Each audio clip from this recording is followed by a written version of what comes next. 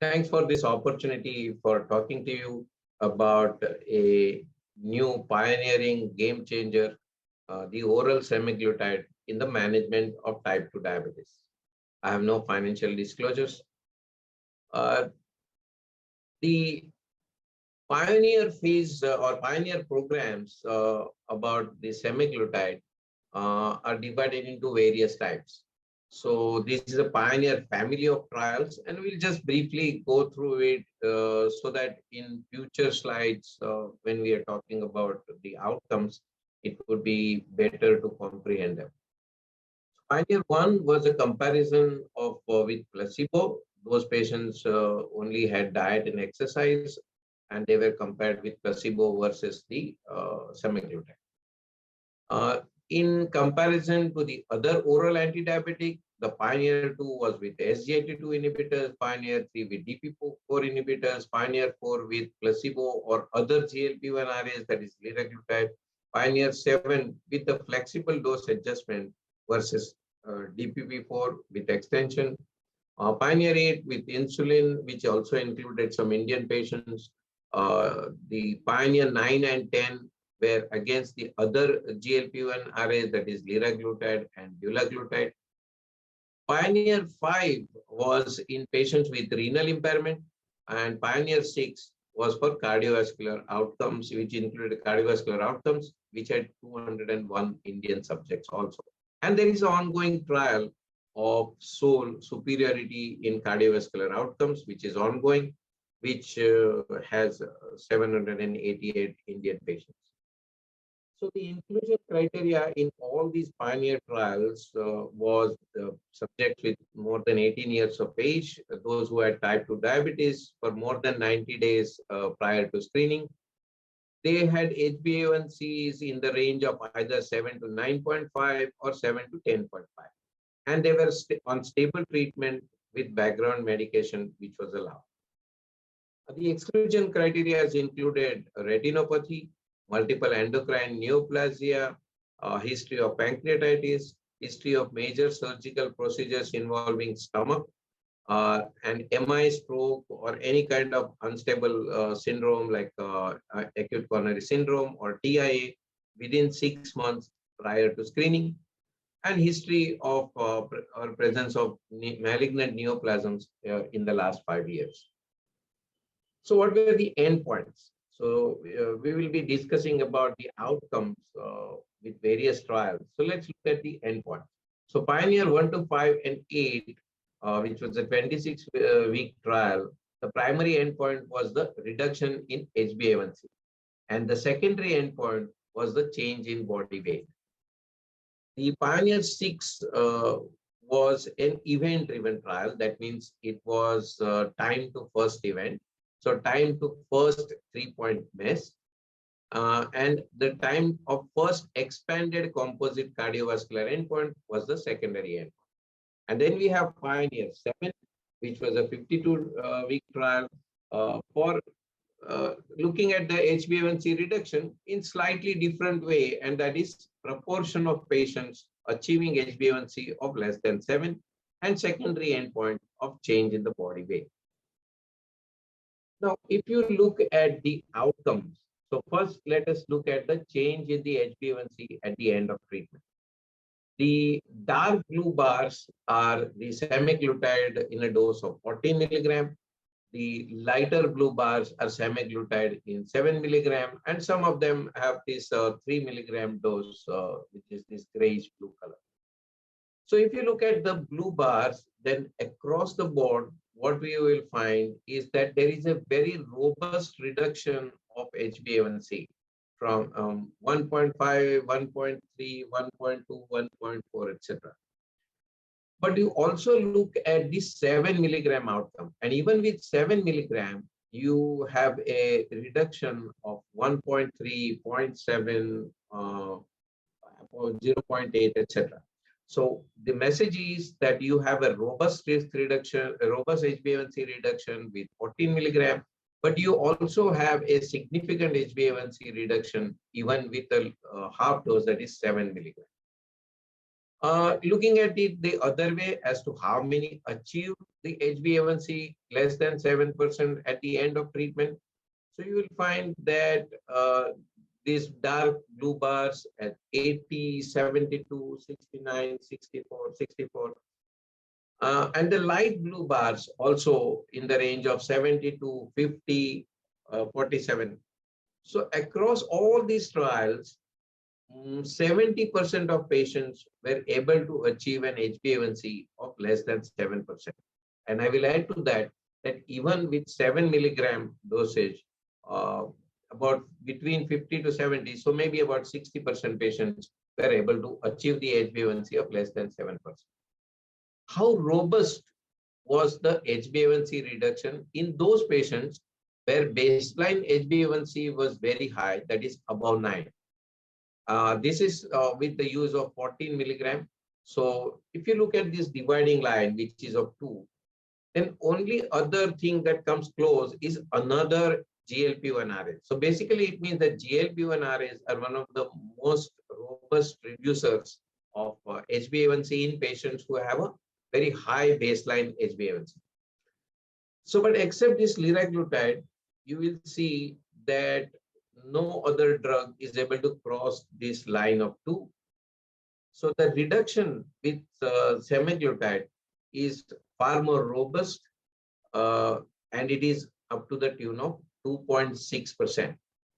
So in patients who have a higher baseline HbA1c, you require a very robust reduction in the HbA1c because their starting HbA1c is so high, and probably the only molecule that can achieve it is the semaglutide.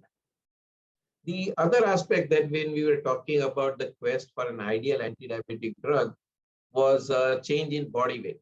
And this is especially applicable to those patients who start with a higher body weight. We know that this loss of body weight then translates into a much better control and much better long-term control and outcomes. So if you look at the change in the body weight, again, look at these blue bars. Across all the pioneer trials, you will find a weight reduction 4.1, 4.7, 5, 3.5, 4.3.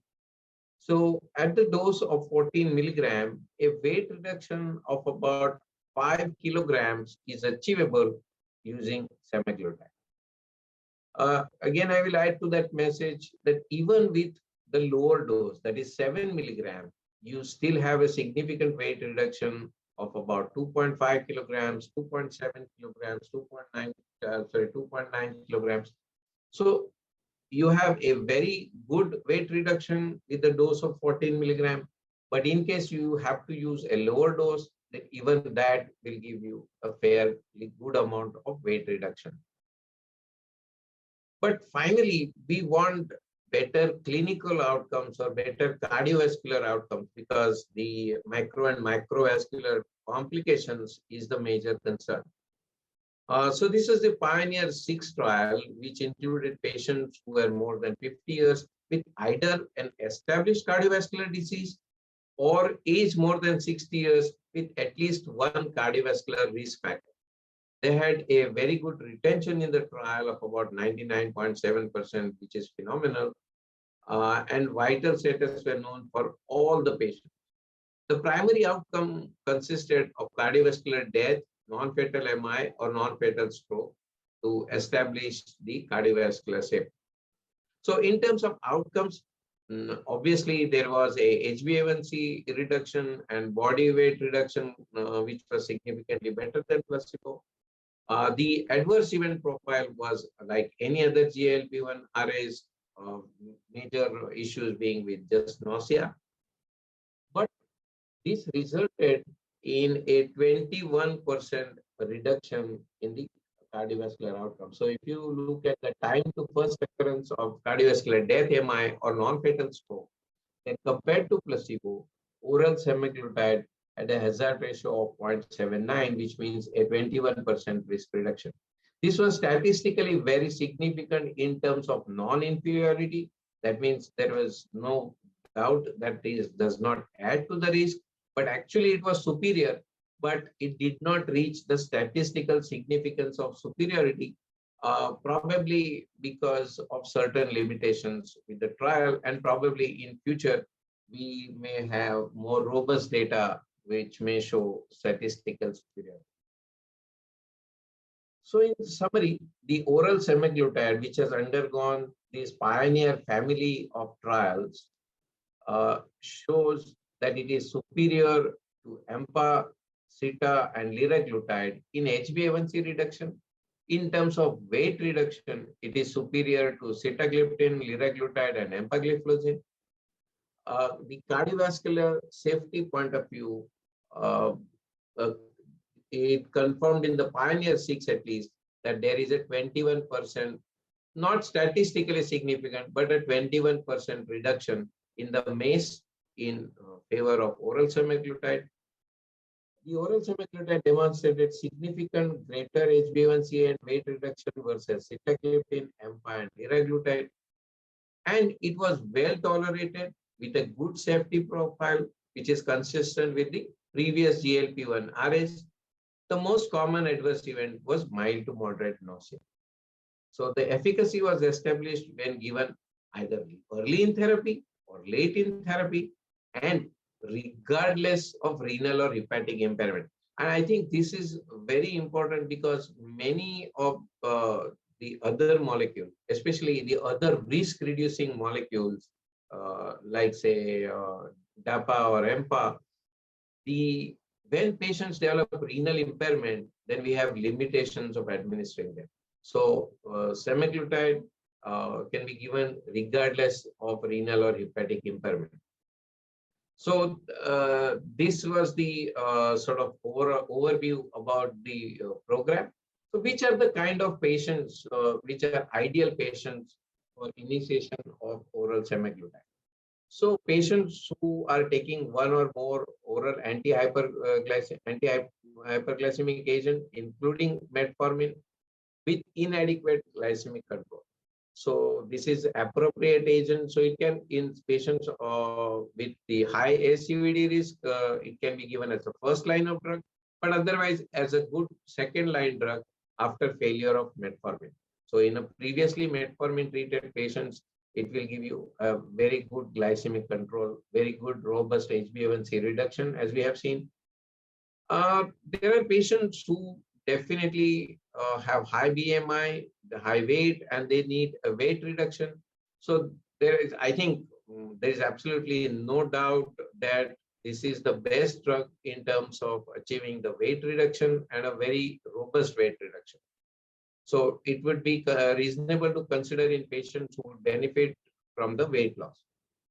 Patients in whom hypoglycemia is concerned, because there is a very low risk of hypoglycemia, which is similar to the other agents. Patients who are already receiving an injectable GLP-1 RA and are not reaching glycemic target, then probably there would be an issue with compliance. So some of them are not getting control because the patients sometimes may be avoiding injection. And therefore, in these patients, by switching to an oral or a tablet formulation, probably the compliance would be better, and that would result in a better achievement of glycemic targets. Patients who have either established cardiovascular disease or high cardiovascular risk, we know that these high-risk patients, you have a reduction in cardiovascular risk. Patients with renal or hepatic dysfunction, no dose adjustment is required, so it can be considered. There is no age effect, that is, patient's age does not appear to affect the efficacy and safety of oral semaglutide. So in older patients where we have many times some concerns, it can be given. So there are lots of subsets where this is an ideal drug to either start in high-risk patients as maybe as a first line, as it is already put in guidelines, but also as a second line after metformin. So we know that across the global pioneer trials, oral semaglutide has proven its efficacy with a good HbA1c reduction of 1.5%. Across all the pioneer trials, the oral semaglutide has shown it can produce a good weight reduction going up to 5 kilograms in a dose of 14 milligrams. Patients who have very high baseline HbA1c, more than 9%, you can achieve a reduction of about 2.6%. The oral semaglutide has been found to reduce HbA1c more than either SGLT2s, DPP4 inhibitors, or other GLP-1 RA like liraglutide. Uh, the oral semaglutide also has now proven to have a cardiovascular safety and possibly a reduction in cardiovascular death and all-cause mortality. The efficacy of oral semaglutide was established when given either early in the stage of disease, late in stage of disease, and irrespective of renal or hepatic impairment. Thank you.